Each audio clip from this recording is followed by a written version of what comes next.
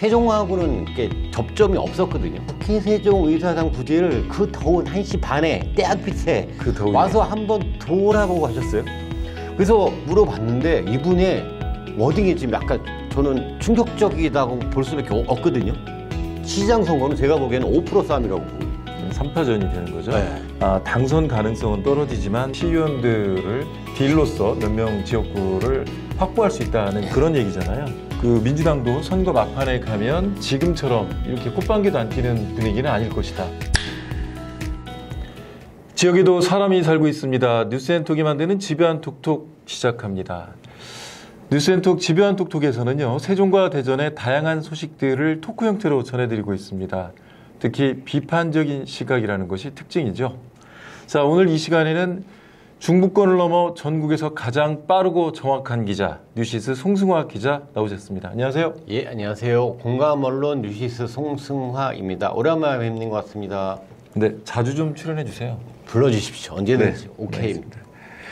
자, 첫 번째 얘기는요, 황운하 국회의원 얘기입니다. 황운하가 갑자기 등장했습니다. 그것도 국회가 아니라 세종 시장 후보로 등장했습니다. 어떻게 된 겁니까? 다들 의아해할 수밖에 없죠. 이분이 민주당에서 초선으로 국회의원을 대전에서 하셨고, 네. 뭐 서대전고를 나오고 경찰대 1기로 해서 경찰 생활을 상당히 오래 하셔서 30몇 년 하셨는데 세종하고는 그렇게 접점이 없었거든요. 근데 갑자기 이분이 총선 불과 한 10개월을 남겨두고 지방선거를 불과 10개월 남겨두고 갑자기 세종시장 후보로 이름이 거론된단 말이에요. 네. 그러면 저희가 항상 얘기하는데 정치적인 정치인들의 활동이 평소에는 하지 않았던 행동을 갑자기 하는 건 이유가 있어요. 예. 이분들 되게 바빠요. 예. 한 2주 전인가 3주 전에 이분이 국회 세종의사당 부지를 그 더운 1시 반에 때학빛에 와서 한번 돌아보고 하셨어요. 예. 정말 이분이 국회 세종의사당이 어떻게 진행되는가 매우 궁금한 것도 있지만 처음이잖아요. 처음. 네, 처음이에요. 네. 뭔가 이분하고 그렇게 그동안 세종시가 크게 관련이 있었던 적도 없었고. 그쵸. 자, 그런데 국회 세종의사당 부지에 왔을 때 우리의 또 송 기자가 질문을 했다면서요. 황운하 의원이 시장으로 나온대. 그래서 물어봤죠. 그래서 물어봤는데 이분의 워딩이 지금 약간 저는 충격적이다고 볼 수밖에 없거든요. 근데 그때 워딩이 뭐냐면 제가 그때 기사를 썼지만 생각해보겠다. 이 생각해보겠다는 특히 약간 저희 기자 입장에서는 긍정적인 그렇죠. 시그널로 비춰지거든요. 예. 그러니까 설사 정치인들이 이렇게 물어봤을 때 아니야 막 손소리를 쳐도 저희는 잘 안 믿거든요. 그렇죠. 생각해보겠다는 부등어죠, 부등어. 네. 그래서 저희는 생각보다 이분이 뭔가 정말 의지가 있네라고 해석할 수밖에 없는 것 같아요. 제가 보기에는. 생각해보겠다. 그런데 무슨 얘기를 했느냐면 또 민주당과 조국혁신당의 단일화를 전제로 하는 듯한 또 뉘앙스를 풍겼단 말이에요. 그런데 단일화를 전제로 한다. 세종시장인데 민주당이 단일화를 통해서 조국혁신당에도 넘겨줄 일이 있습니까? 민주당 입장에서 보면 아직 10개월이나 남은 선거가 10개월 남은 입장에서는 아직까지는 뭐 콧방귀를 낄 수밖에 없어요. 여기서부터 하는 얘기는 기사에는 쓰지 못하지만 그래도 이 바닥에서요, 현장에서 정치 바닥에서 취재해본 입장에서 왜 그럴까라는 의문을 곰곰이 하게 됐고 이거를 지금 이제 얘기하게 되는 내용이죠. 이게. 예. 그러면 그러니까 취재해서 알아보니까 황운하 의원의 속생각은 이거였구나. 뭡니까? 이것에 대해서 세종시장 황운하 출마설은 다른 포석이 있기 때문에 이게 가능하다고 저는 생각을 할 수밖에 없거든요. 그 다른 포석은 조국혁신당이 나름대로 국회에서 국회의원이 12명이 이제 어느 정도 돼요. 광역 17개 광역시도에 있는 시의원들이 지금 한 명도 없다는 거예요. 광역시의원 없고 광역단체장 없고. 네, 이 두 개가 없어요. 나름대로. 거기가 영명이거든요. 그러니까 아직도 총선이 한참 남았거든요. 3년 이상 남은 입장에서 조국혁신당은 구색을 꼭 갖추고 싶을 거예요. 거기에 시의원을 얼마나 배출하고 싶겠어요. 근데 거기서 전국 상황을 가만히 보면 세종이 그나마 지금 만만하지. 그나마 그 이유가 있잖아요. 세종이 그나마 가능성이 있다는 이유가 저번 총선 투표 결과로 어느 정도 확인이 됐거든요. 예. 근데 몇 프로 나왔었지? 제가 정확히 기억은 안 나는데. 제가 아는 바로는 지난해 총선에서 조국 혁신당이 비례득표율 전국 1위를 했습니다. 1위죠. 예. 30% 정도였어요. 그 정도로 30점 어쩌고 이쪽 연설이었던 것 같습니다.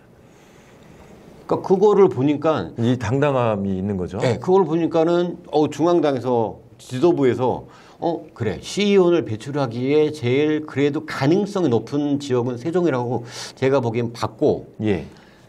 근데 여기서 이제 하나 이제 딜레마가 생기는 거예요. 더불어민주당하고 조국혁신당은 어떻게 보면 뗄 수 없는 관계잖아요. 예. 세종시 같은 경우는 시의원이 비례를 빼고 지역구가 18곳이거든요. 18곳에서 민주당이 저번 선거에서 13석, 국힘이, 그러니까 비례 포함해서요. 국힘이 7석을 했단 말이에요. 예. 그건 이제 조국혁신당이 세종시장 후보로 황운하를 이름으로 던져놓고 뭔가 정치적 거래, 제안, 소위 딜을 통해서 이 들어가지 않을까. 네. 세종시 의원들 중에서 쉽게 얘기해서 지역구를 몇 개를 양보해달라. 네. 예. 세종시장 그 구도를 보면 요번에 이제 10개월 앞으로 본 선거에서 세종시장 구도를 보면 현직인 국민의힘 최민호 시장이 이랬든 어쨌든 지금 현역 프리미엄을 몇 프로 갖고 가라는 건 사실이에요. 정말 이분이 일을 암만 못하고 막 그래도 예. 현역 프리미엄인 거는 어쩔 수 없어요. 제가 보기엔 다음 총선 시장 선거는 제가 보기에는 5% 싸움이라고 보거든요. 거기서 5% 싸움인데 황운하가 조국혁신당 당명을 들고 시장에 나온다? 와, 그러면 여기가 암만 민주당세가 강하다고 하더라도 3파전이 되는 거죠. 네. 그렇게 됐을 때 당선 가능성은 떨어지지만 그렇게 하는 목적이 시의원들을 딜로서 몇 명 지역구를 확보할 수 있다는 그런 얘기잖아요. 그러면 그 민주당도 선거 막판에 가면 지금처럼 이렇게 콧방귀도 안 끼는 분위기는 아닐 것이다. 황운하 의원이 정말 와 나와야겠다고 한다면 다음에 민주당 후보로 시장이 누가 나올지 모르겠지만 내가 보기에는 힘들고 소위 황운하는 그냥 고춧가루만 뿌리다가 갈 확률이 높거든요. 당선 가능성은 저는 전혀 없다고 그냥 미리부터 얘기하는데. 근데 전혀 없다고 하면 또 황운하 의원 죄송합니다. 되게 서운할 수 있어요. 그래도 좀 떨어진다로 바꾸겠습니다. 예, 떨어지지만 그거에 대해서 조국 혁신당에서는 세종시 의원하고 딜을 할 가망성이 높다라고 제가 그래서 반복적으로 말씀드립니다. 이게 그래 이제 송승화 기자의 피셜이죠. 썰이에요. 예, 썰이에요. 예. 자, 그러면 이것에 대해서 황운하 의원의 코멘트가 필요합니다. 예. 그래서 요청드리겠습니다. 우리 뉴스엔톡 지배한 톡톡 출연해 주십시오. 그래서 본인이 가진 세종 사람들 아직 사실 황운하 의원 잘 모르죠. 잘 몰라요. 그리고 황운하 의원 하면 정치색보다는 평생을 검찰하고 싸웠잖아요. 맞아요. 뭐 대구시장, 대구 분들은 잘 알겠네. 그러겠네. 대구시장 수사를 했으니까 김기현 형제. 네. 자, 어쨌든 황운하 의원님 나와주십시오. 우리 송승화 기자가 예리하게 질문을 드릴 겁니다. 가운데 앉으셔갖고 세 명이서 얘기하시면 참 좋겠습니다. 네, 저도 보고 싶어요. 알겠습니다. 이제 다음 얘기 넘어가 보겠습니다.